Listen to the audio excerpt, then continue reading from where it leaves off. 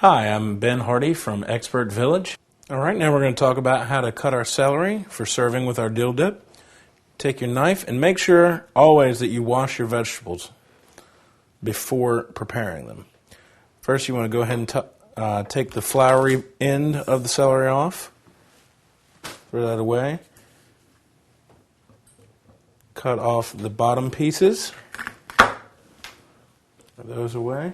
All right, now you got two nice large sticks of celery. Go ahead and cut those in half.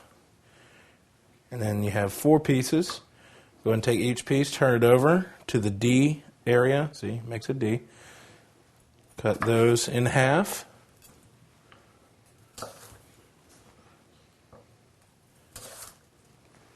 All right, and make sure, you're always keeping your fingers curled up. That way you don't hurt yourself. Okay. Now you have beautiful little sticks of celery for dipping.